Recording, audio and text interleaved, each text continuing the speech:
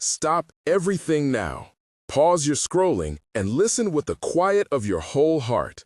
This is not a casual suggestion or a motivational trick. This is a direct word from the Father, a mandate that is moving through the stillness of this hour to land on you. I say to you as one who carries the authority of the Lord, hear me, because the heavens have opened a brief window, a Kairos, and what I will show you in the next moments is designed specifically for you. Child of mine, do not say later. Later could close the door that is swinging open for your provision. I bring a heavenly dispatch this instant, the secret unlocking of your personal code of abundance. It is not an abstract idea or a vague hope. It is a heavenly combination crafted at the throne to unseal finances, to reorder relationships that affect your resources, and to open doors that have been locked for seasons. Do you feel the tightness in your chest when you think of money? The weariness in your hands after a long day? The sleepless hours where worry whispers your name? The Lord sees every one of those signs and has mandated an intervention now. Be attentive and receive what comes next. Understand that the sky itself is breaking into your present circumstances. There is a Kairos moment now where the Lord is turning the spiritual dial toward your name. You must act to align yourself with that movement. The windows of heaven are not always open in the same way. At this precise point, a code is being delivered from the throne room. Whoever receives that code will begin to see immediate reordering and how resources find them. I say this with pastoral tenderness and prophetic insistence because you have been carrying burdens too long. This is why you are being addressed directly. The code that will be revealed is both a spiritual key and a practical way of walking. It will shift conversations in offices, unlock dormant accounts, bring unexpected invitations, and cause restitution to flow where loss has been recorded. Do not let the enemy lie to you that the Lord declares otherwise and sends this dispatch right now. I know how it feels to live under the weight of unsettled accounts and postponed dreams. I listen to the rhythm of your days and the small details that speak of shortage. You have turned the light on to count coins in the drawer. You have pressed your forehead against a cool window and watched neighbors drive away with things you long for. You have taken calls with a voice that disguises fear and left meetings with a quiet resignation. You know what it is to hide envelopes under the mattress, to avoid opening bills because the numbers feel like accusations, to sense a cold anxiety in the stomach whenever a trapdoor of expense is mentioned. Maybe you are a parent who eats last so your children can have bread. Maybe you are a young graduate with a degree and no gate opened. Maybe you are a widow watching contracts pass you by. These are not merely social facts. They are the signs of a spiritual pressure creating a scarcity system around your life. I name them now to tell you that God sees each one and calls you by name. Do you remember the nights you whispered prayers that seemed to fall flat? The mornings you rehearsed trust but could not feel it in your bones. The tears in the quiet of the kitchen where no one hears. God has cataloged every single one, and the throne has responded with a strategy to free you. Listen as I explain the root cause so your heart will not condemn itself. This is not a lesson in guilt. The Lord is gracious. Yet there are spiritual blockages operating as principled statutes pressed against your life. Principalities and assignment of lack have patterned a chain around your code of abundance. These are not metaphors alone. They operate like unseen locks on a vault fashioned for your blessing. The enemy has used times of disappointment to place legal claims of limitation, and the consequence has been seasons of squeezing. It is not your incompetence, nor is it always bad timing. Some of what has been withholding from you is a spiritual strategy of the adversary to keep provision at a distance. But hear me clearly, the Father does not leave you there. The throne sends legions to cut legal cords, to unbind lies, to release the deposit that belongs to you. In the room where this word lands, a counter decree is being sent now, a release from the heavenly court that will overturn the claims placed upon your life.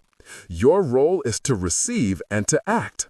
Now the court of heaven is mobilizing angelic hosts. I see messengers clothed in a light that is like morning satin stepping into your household. They carry keys that gleam like old coins, yet are alive with the sound of a harp. They move with orders from the throne.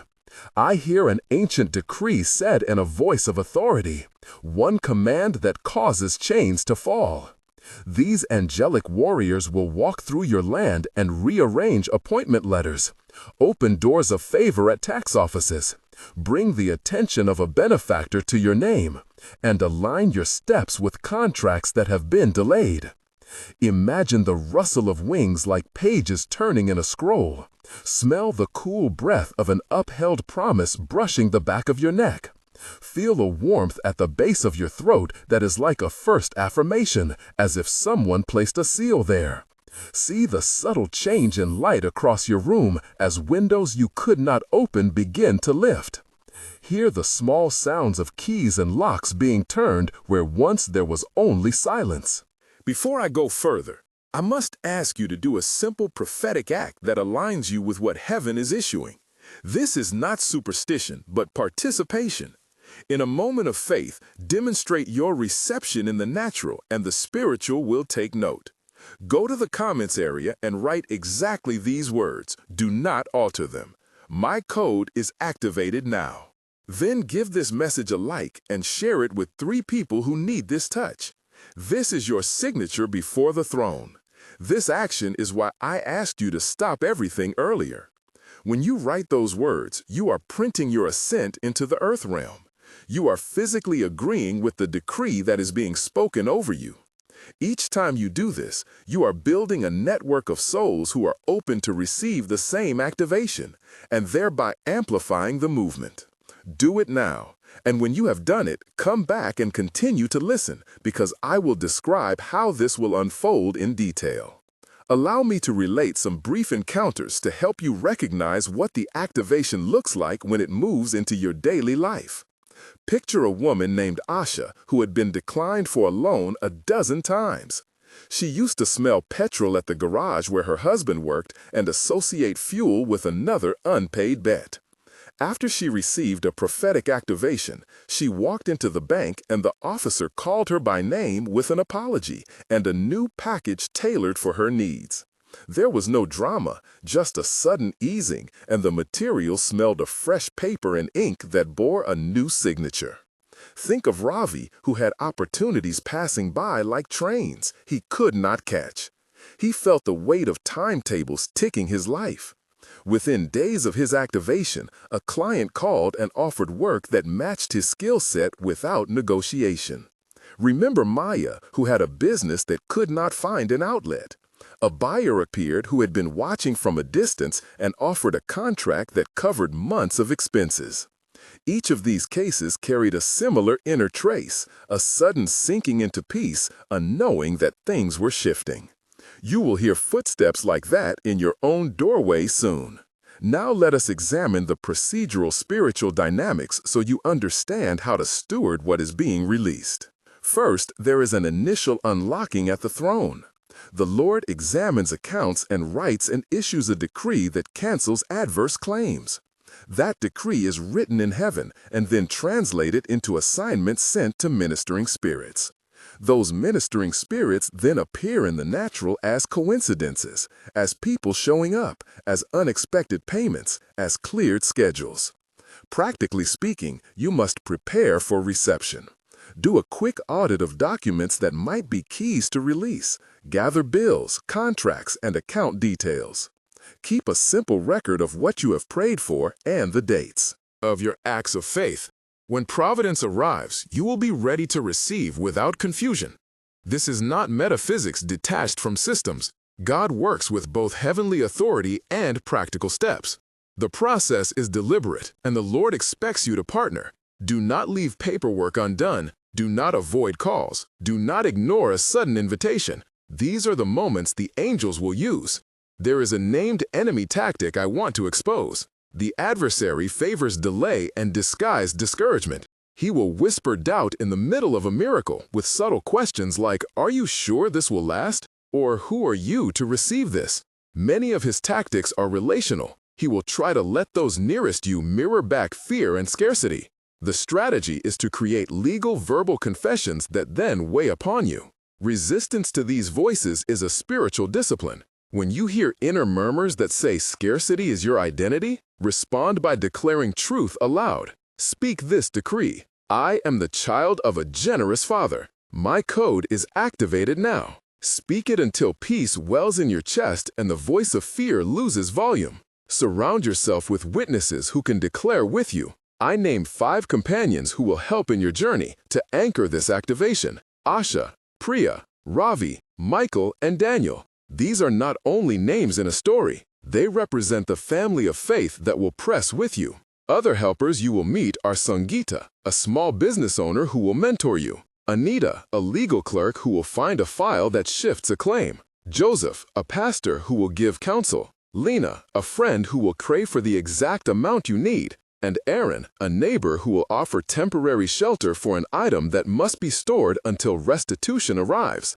Now I will speak plainly about restoration that is both surprising and precise. This activation brings 4 immediate areas of effect. First, debts. The pressure on your accounts will begin to ease. Some creditors will call to renegotiate terms. Some balances will be covered through unexpected deposits and gifts. Second, opportunities. Doors of employment and contracts will be aligned to your skill and season. Invitations will come without the long struggle you have known. Third, restitution for losses. Some of what was taken or misallocated will return to your hands in ways that are tangible and verifiable. Fourth, opened provision. God will redirect resources so that new streams come where old wells had dried. These will be evident in small things: a stamped envelope with a check, an email titled "Payment Confirmed," a message from a client who needs your services. Listen for the sound of keys turning and the taste of salt in your mouth as the atmosphere changes with sudden favor. Let me offer you practical steps to participate after you have made the prophetic comment and shared the message. First, continue to declare the short decree: twice daily I am receiving my code of abundance. Second, create a small journal entry each morning listing 3 things you believe God will do that day. Third, look for one door to open and be ready to walk through it if it appears. This could be a phone call, a message, or a chance meeting. Fourth, practice gratitude by emptying one small space of your home to make room for new provision. Physically clear clutter off a shelf, tidy a drawer, and tell God that you are making space for what He is bringing. These steps help your spirit to match the movement of heaven, so provision does not pass you by.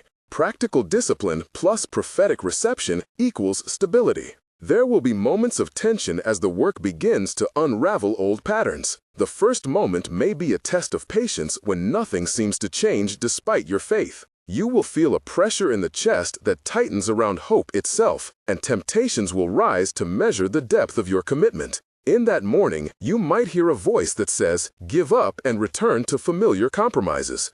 Do not. Remember that the Lord often refines expectation first by delay and then by sudden arrival. The second tense moment could come as the enemy tries to provoke you through relationships. A friend might betray confidence, a partner may speak harsh words, or a creditor might escalate a demand to rattle you. In those hours, keep a steady heart and refuse to sign or agree to statements that disinherit you. The third tension will be testing of stewardship. When the first increase arrives, you will be tempted to hide it or to squander it quickly. Resist. Create simple plans for allocation: a portion for immediate needs, a portion for debt resolution, and a portion to sow into kingdom work. Each of these tense passages will teach you to steward well. They are not punishments. They are trainings for long-term abundance. Allow me to take you deeper into the scene with dialogues so you can hear the voices that will surround you when change begins. Scene 1. In your kitchen, you speak with a close friend, Asha, and there are 4 exchanges. You say, "I do not know how this will happen." Asha replies, "You must hold to the word even if you cannot see the road." You ask, "But what if it never comes?" Asha answers, "The Lord has already written your name on the list, and finalize it when you act." That short conversation will feel ordinary, yet it will be the place where faith is rehearsed. Scene 2. At a small meeting with an accountant named Michael, there are 5 exchanges. You explain, "I have letters that say I am overdrawn." Michael responds, "Let us list them and see what can be disputed." You reply, "Will they listen to me?" Michael says, "If the facts are right, yes, they will, and we will make progress." A case? You say, "I am afraid the cost is too high." Michael answers, "There will be help from unexpected quarters." The conversation may seem pragmatic, but it is where the heavenly decree transfers into paperwork. Scene 3. In a dim waiting room, you meet a benefactor named Priya with 6 exchanges. You whisper, "I cannot pay my rent." Priya looks up and asks, "Why are you struggling so much?" You say, "The doors have been closed." Priya answers, "Not for much longer. I have been watching, and I am to help." You say, "Who will do that?" Priya replies, "The Father is moving through people like me." These dialogues will be repeated in different forms as angels move through the marketplace of your life. There are technical steps to the activation that you should know about to manage details when manifestation arrives. First, document every sudden income or contact in a simple ledger, noting date, source, and amount. This is a spiritual tracking habit that also helps with tax and legal clarity. Second, when a creditor or agent calls, ask for a written confirmation of any new arrangement and keep a digital copy. Third, if you receive a contract request, a short review period, do not sign impulsively without a witness or legal counsel if the amount is significant. Fourth, create an automatic transfer system that allows you to set aside a portion for debt repayment and a portion for sowing into kingdom work. These procedures are not an attempt to be cold. They are the language of responsible stewardship. They help anchor the supernatural gifts into stable patterns that last beyond the first surge. Hear this now in simple pastoral terms. You are not being taught scarcity as a permanent state. You are being invited to a new rhythm abundance that flows from a generous Father. The Lord is not done with you. When you write those words, "My code is activated now" in the comments, you join a community of believers who are publicly agreeing with the decree. There is spiritual importance in naming acceptance out loud. Do not be shy. Do not rewrite the phrase. Say it exactly as given and then receive. After that, expect to notice a confirmation within you, a deep and quiet peace like a pool undisturbed. That peace will be your first seal. Do not trade that seal for anxiety when small trials come. Keep declaring truth. Now I will describe how things look in time, so you will not be startled by the sequence. 1 month from now, you will find initial shifts. Small accounts will be cleared or renegotiated. A letter may arrive addressed to you and bearing a number that translates into relief. You will feel less constriction in your chest. Days that were heavy will lighten. Your sleep will shift, and you will wake with a small flame of expectation. Relationships that were strained over money will have brief conversations that begin to untangle. A short testimony. For a family movie night, you really can't go wrong with the classics. In practical terms, begin to allocate what comes in into 3 areas: immediate needs, debt settlement, and generous giving. This early month is an orientation phase. It is fragile and needs wise movement. 3 months from now, deeper realignments will be evident. Contracts will be signed. Where there was rejection, now there will be acceptance. Opportunities that seemed beyond reach will arrive, and you will need to step forward. The people who will be part of your restoration will be clearer. Invoices that had been unpaid will find payment. You may receive a restitution recognized by a person or institution that acknowledges a wrong. Your vocation will begin to match your calling more consistently. The pressure that once defined your mornings will be replaced by rhythm that sustains you. Continue to maintain the ledger. Continue to practice gratitude and maintain the community of people who speak truth over you. This season is for consolidation.